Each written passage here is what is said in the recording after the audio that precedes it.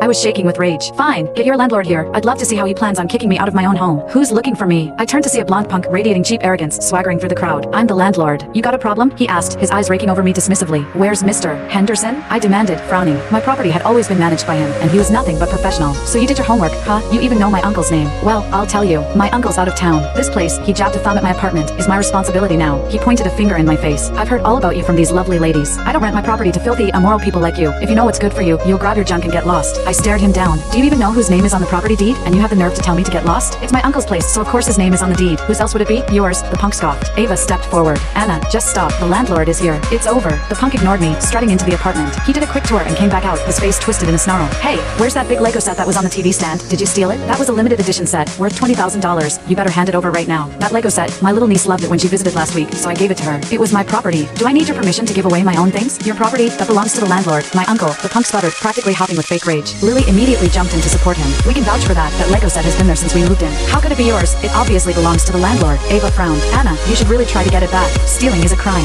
If the landlord calls the police, you'll be in serious trouble. I watched them, a symphony of lies, and felt a wave of disgusted disbelief. Then call the police, I said. My common difference was the final straw. You bitch, stealing and you're still this arrogant. His hand flew out and a sharp sting exploded across my cheek. A loud smack echoed in the hallway. My ears rang and I could taste the metallic tang of blood in my mouth. Ava stepped in, stopping the punk from hitting me again. Let it go, let it go. It's probably hard to get back something you've already given away. Anna, why don't you just pay for it? Since the landlord says it's worth $20,000, just give him the money. You make money easily, right? A little sum like that is nothing to you. Just pay him and this will all be over. I had to laugh. The Lego set looked impressive, but it was a model kit I bought for $300. It all clicked into place. The glances between them and this punk. This was a setup. They were in this together, trying to extort money from me. Seeing my lack of reaction, the punk shoved me again. Hey, did you hear me? Pay up, or I'm calling the cops and having you thrown in jail for a few years. I told you, it was my property. God damn it, you just don't learn. He snarled, raising his hand to slap me again. He hit me so hard I stumbled and fell, my vision swimming with black spots. Jenna's eyes darted around, then she pointed at my luggage. She's a thief. I better check my things, make sure she didn't steal anything of mine. She crouched down and started rummaging through my suitcase. She pulled out a gold necklace, a flash of envy in her eyes. She held it up for everyone to see. Oh my god, my gold necklace. I've been looking for this for ages. I can't believe it was in your suitcase. Ava, Lily, come look. I bet she stole a ton of our stuff. At her words, Lily's eyes lit up, and she joined the plunder. Like vultures, they tore through my belongings, pulling out jewelry and brand name makeup, claiming each item as their own and stuffing them into their pockets. The other neighbors, seeing this, started to get restless. Ava smiled sweetly at the crowd. Uncles, aunts, maybe you should all have a look too. See if she's taken anything of yours. That was all it took. The crowd swarmed forward like a plague of locusts. Crash! The trophy I won in a college competition was knocked to the floor and shattered. RIP. The sweater my mother had hand knitted for me was torn apart. My down jacket was slashed open, and feathers filled the air like a bizarre snowstorm. I even saw a greasy-looking man pick up a pair of my underwear, take a deep, disturbing sniff, and shove it into his pocket. Stop! All of you, stop! I screamed and lunged forward, only to be shoved back to the ground. Ava stood over me, a look of pure, innocent malice on her face. You know, she said conversationally, I wonder if she's hiding the rest of the stolen goods on her person. Every eye in the hallway swiveled to me. The blonde punk licked his lips. Strip her. Let's see what she's hiding under there. You touch me, I snarled, and I swear I will make you regret it for the rest of your life. Ooh, I'm so scared, he mocked. Let's see what you're gonna do. He reached for the collar of my shirt. I fought back with everything I had, but Jenna and Lily pinned my arms and legs down. Ava raised her phone, capturing me at my most broken and helpless. She mouthed two words at me, a silent, vicious curse. You deserve this. In that moment, a tidal wave of regret crashed over me. I had invited these wolves into my home. The punk's fingers curled around the collar of my shirt, his nails digging into the fabric like talons. I could smell the cheap, citrusy cologne he wore, a cloying scent that mixed with the stench of his unearned arrogance. Jenna and Lily's knees pressed into my ribs, their weight crushing the air out of my lungs until my vision blurred at the edges. Ava stood above us, her phone held high, the flash already popping as she captured every second of my humiliation. The neighbors watched from their doorways, some with morbid fascination, others with thinly veiled approval. No one moved to help. No one said a word. They were all complicit in this, feeding off the chaos like vultures. Get your hands off her. The voice cut through the noise like a blade through butter, deep, calm, and laced with a quiet authority that made every muscle in the hallway go rigid. The punk's hand froze mid-tug. Jenna and Lily glanced up, their faces draining of color as if someone had sucked the blood right out of their veins. I twisted my head, squinting through the black spots dancing in my vision, and saw a man in a tailored charcoal suit standing at the end of the hallway. He was tall, with sharp, angular features and a jaw set in a line of unyielding resolve. Behind him stood two more men, equally imposing, their hands resting on the handles of black leather briefcases. A black courier van idled outside the building, its hazard lights blinking red and blue like a silent warning. The punk let go of my shirt, shoving me back onto the floor with a snort. Who the hell are you? He snapped, trying to reclaim his bravado, but his voice trembled. This is a private matter. Mind your own business. The suited man didn't deign to answer. He walked down the hallway, his dress shoes clicking against the tile in a rhythm that felt like a countdown. He knelt beside me, his movements deliberate, and offered a hand. His grip was strong but gentle as he pulled me to my feet, steadying me when my legs threatened to give out. Miss Carter, he said, his voice softening just enough to be noticeable. I'm Elias Hale, senior partner at Hale Cross. Your father sent me. The documents you requested have arrived. Carter, my last name. The one I'd hidden from my roommates for 6 months, the one I'd kept buried to honor my parents' insistence on discretion. The moment it left his lips, Ava's face turned as white as a sheet. Lily's mouth dropped open, her eyes wide as saucers. Jenna's hands began to shake so violently that she had to clasp them together to hide it. The neighbors exchanged confused glances. Carter wasn't a name they'd heard before. Not from the poor, struggling Anna who'd shared their complaints about rent hikes and commute times. Documents? The punk scoffed, but his confidence was slipping. He glanced at Ava, who avoided his eyes. What documents? This is my uncle's apartment. He owns the whole floor. Is he? Elias turned to him, his gaze cold enough to freeze water. He nodded to the man on his left, who opened his briefcase and pulled out a stack of papers bound in a leather folder. Elias took it, flipping to a page near the front, and held it up so everyone could see. The document was sealed with a gold wax stamp, the words property deed emblazoned across the top in bold black letters. This is the official deed to 304 Oakwood Avenue, Unit 1201, signed by Elizabeth and Richard Carter, Miss Carter's parents, 3 years ago. It was gifted to Miss Carter upon her graduation from Yale last month. She is the sole legal owner of this apartment, and, for the record, she owns the entire 12th floor. Your uncle Arthur Henderson is the property manager, nothing more. A gasp rippled through the crowd. The middle-aged woman who'd accused me of blasting music stepped back, her face flushing with embarrassment. The man who'd stolen my underwear quickly slipped it into his pocket, his head ducked so low his chin touched his chest. The security guard let go of my arm, his posture stiffening with guilt as he realized he'd just tried to evict the building's owner. The punk stared at the deed, his eyes wide and disbelieving. That's a fake, a fucking fake. My uncle would never let some rich bitch, language, Elias said sharply, cutting him off. He pulled out another document, this one a letter on Henderson Property Management letterhead. This is a statement from Arthur Henderson, dated yesterday. He confirms he has no knowledge of your impersonation, nor did he authorize you to collect rent or make any decisions regarding this unit. He's currently on a cruise in